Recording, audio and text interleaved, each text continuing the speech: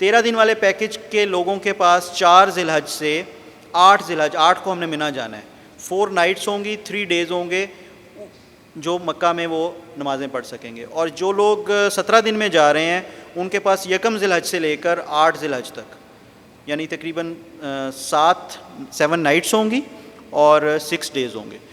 तो वो लोग वहाँ पे अपनी नमाज़ें पढ़ें हरम में जाकर, और उसमें भी कोई ऐसी वो ना करें कि ज़्यादा रश वाली जगह में जाएं। अगर आपने हरम के अंदर जाकर नमाज़ पढ़नी है तो डेफ़िनेटली आपको 1 घंटा पहले नमाज से जाना पड़ेगा, और अगर आपने हरम के बाहर कोर्टयार्ड में पढ़नी है तो आप जिस वक्त भी जाएंगे आपको नमाज इंशाल्लाह मिल जाएगी।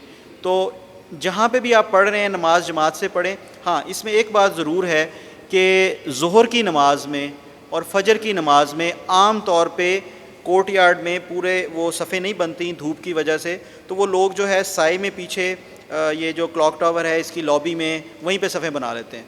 तो वो अपनी फ़र्ज़ नमाज को ख़राब ना करें, वो मुनासिब नहीं है, क्योंकि असर मगरिब इशा में तो नॉर्मली इत्तिसाल हो रहा होता है। इत्तिसाल कहते हैं कि सफ़े एक सफ़ से दूसरी सफ़ के दरमियान फ़ासला जो है वो बहुत ज़्यादा ना हो, तो इसलिए वो जमात, वरना तो हरम में नमाज हो रही है तो यहाँ पे कोई नीयत बांध ले तो वो ऐसे नहीं कर सकते हम।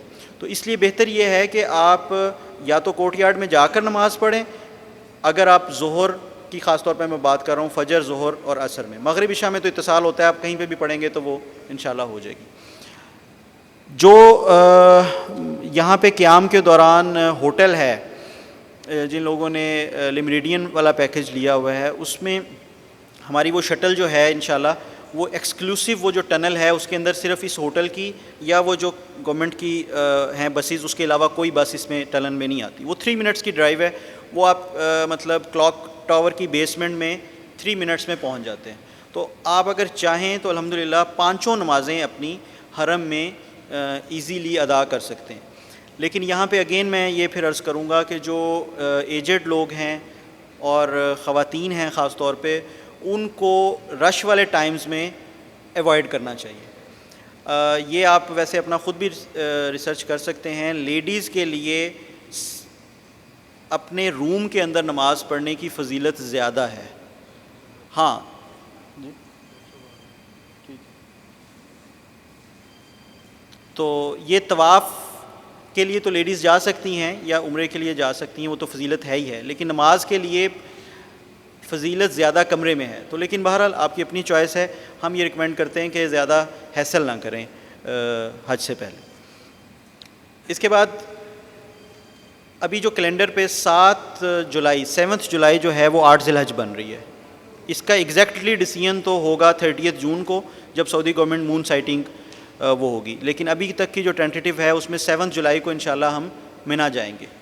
और मिना में हमारा मकतब नंबर 1 है, और मकतब नंबर 1 में भी आपको के इल्म में है कि मकतब नंबर 1 से लेकर तो जो गवर्नमेंट ने अभी इस साल पॉलिसी बनाई है वो तमाम मकातिब के अंदर प्राइवेट बाथरूम्स वगैरह नहीं बन सकते। तो जो ये वीआईपी मकतब हैं आगे इनमें प्राइवेट बाथरूम्स बनेंगे, और जो हमारा खाने का अरेंजमेंट है वो भी वहाँ पे इंशाल्लाह बुफ़े होगा। और मुज़दलिफ़ा के अंदर ओपन आपने स्काई में होंगे आप, और आपको ड्राई मील बॉक्स दिया जाएगा जो अरफात से हम जाते हुए देंगे। अरफात के लिए जो रवानगी है हमारी वो मिना से फ़जर के अराउंड होनी है, मोस्ट प्रॉबेबली फ़जर की नमाज़ के फ़ौरन बाद, और प्रॉबेबली फ़जर से पहले भी हो सकती है। अरफात जब आप आएंगे तो यहाँ पे आपकी मकतब नंबर 1 में ही इंशाल्लाह मार्की होगी, एयर कंडीशन मार्की है, और मगरिब तक आपने यहाँ पे रुकना है। मगरिब के बाद आप मुज़दलिफ़ा आ गए, मगरिब इशा इकट्ठी पड़ी, सुबह फ़जर के बाद आप यहाँ से रवाना हुए, तो हम ग्रुप की शक्ल में इंशाल्लाह स्टोनिंग के लिए जमरात पे लेकर आएंगे। ये भी मैं अगेन अर्ज़ करूँगा कि अल्लाह का शुक्र है कि जो हमारे बड़े नाम हैं कराची में, लाहौर इस्लामाबाद में तो इस लेवल की सर्विसेज कम हैं, कोई नहीं दे रहा। कराची में भी जो हमारे कंपेटिटर्स हैं ये वाली जो सर्विसेज हैं कि जिसके अंदर हम ग्रुप की शक्ल में रमी के लिए लेकर जाते हैं, स्टोनिंग के लिए लेकर जाते हैं, और इसी तरह फिर तवाफ़ ज़ियारत के लिए लेकर जाते हैं, ये सर्विसेज नहीं प्रोवाइड की जाती। तो हमारे जो एजेड लोग होंगे जो रमी नहीं कर सकते वो बसेस में वेट करेंगे, बाकी ग्रुप को हम स्क्वाड करके इंशाल्लाह रमी के लिए लेकर जाएंगे, रमी करवाएंगे 10 ज़िलहज को, और रमी करवाने के बाद इंशाल्लाह हम अपने होटल लेकर आएंगे। होटल में आकर आपने एहराम चेंज करना है, یہیں پہ آپ نے شاور لینا ہے اور ریسٹ کرنا ہے. کھانا بھی ہم آپ کا یہیں پہ اس دن ارینج کریں گے انشاءاللہ. اور یہ ڈبل ارینجمنٹ ہوگا. جس نے مینا میں اگر کوئی رہ رہا ہے یا نہیں آیا ہے ہوٹل میں, اس کے لیے مینا میں کھانے کا ارینجمنٹ ہوگا, اور جو ہوٹل آ گیا اس کے لیے ہوٹل میں بھی ہوگا 10 ذی الحج کو.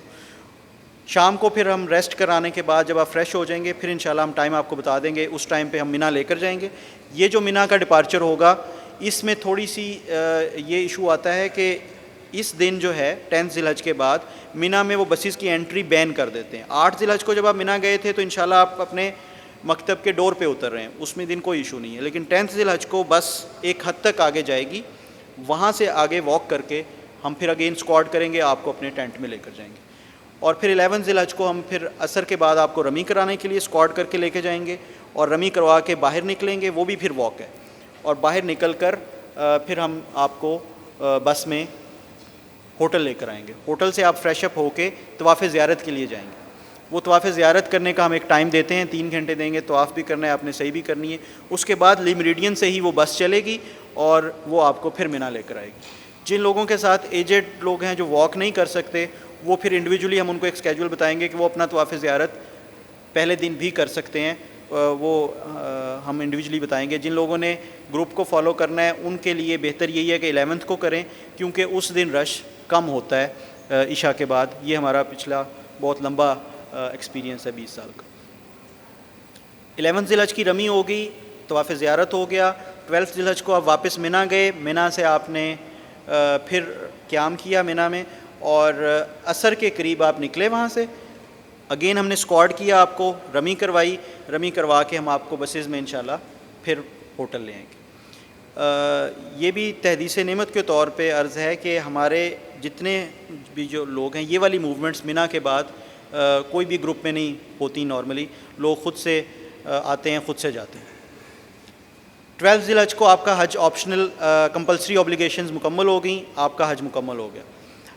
13 ذی الحج کی رمی کی بہت زیادہ فضیلت آئی ہے. اگر کوئی کرنا چاہے تو ہم فیسلٹی پرووائڈ کرتے ہیں کہ وہ مینا میں رک سکتا ہے, اور اگر کوئی نہ رکنا چاہے تو وہ 12 کو ہی اپنے ہوٹل میں آ جائے گا. اب یہاں پہ آپ کی فلائٹ کے اعتبار سے اگر 12 کو آپ آ گئے ہیں تو 3 نائٹس آئیں گی, اور اگر آپ 13 کی رمی کر کے آ رہے ہیں تو 2 نائٹس آئیں گی. وہ اگین آپ کے ہوٹل میں ہیں. جن کا فیئرمونٹ ہوٹل ہے وہ فیئرمونٹ میں, اور جن کا لی میریڈین ہے وہ لی میریڈین میں کریں گے.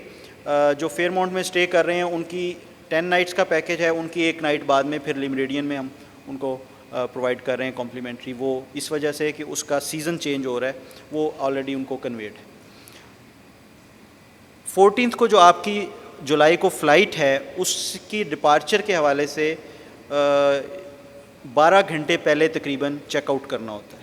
8 سے 10 گھنٹے پہلے وہ وہاں پہ رپورٹنگ ٹائم ہے ایئرپورٹ پہ. وہ لوگ کہتے ہیں کہ جی اتنا جلدی کیوں جا رہے ہیں, وہ بھی S O Ps ministry of Hajj کے ہیں. اس میں ہم کوشش کرتے ہیں کہ اس کو تھوڑا سا ریڈیوس کر لیا جائے. 12 گھنٹے کو ہم 10 گھنٹے پہ لے آئیں, 9 گھنٹے پہ لے آئیں, لیکن بہرحال وہ جلدی جانا ہوگا. اس میں پھر بس کی موومنٹ, اگین پاسپورٹس کی کلیکشن ہے, درمیان میں ایس او پیز ہیں, رکنا ہے. پاسپورٹس کے علاوہ بھی وہ ٹرمینل کا بھی ایشو کر رہے ہوتے ہیں کہ یہ فلائٹ رن ٹائم پہ اس ٹرمینل سے نہیں تھی, اس ٹرمینل پہ چلی گئی ہے, بس وہاں پہنچی ہے. انہوں نے کہا نہیں جی اب آپ اس ٹرمینل پہ جائیں. یہ ساری چیزیں آپ نے مائنڈ میں رکھنی ہیں, اور اس کا ٹائم اس لیے امپورٹنٹ ہے کہ اگر وہ آپ کی فلائٹ مس ہوگی تو اس کے بعد کوئی فلائٹ ان دنوں میں آپ کو نہیں ملے گی. تو اس لیے وہ بیفور ٹائم آپ نے وہاں سے نکلنا ہے. ابھی ہم پریزنٹیشن اس کے بعد کریں گے, اور اس کے بعد پھر ایف اے کیوز.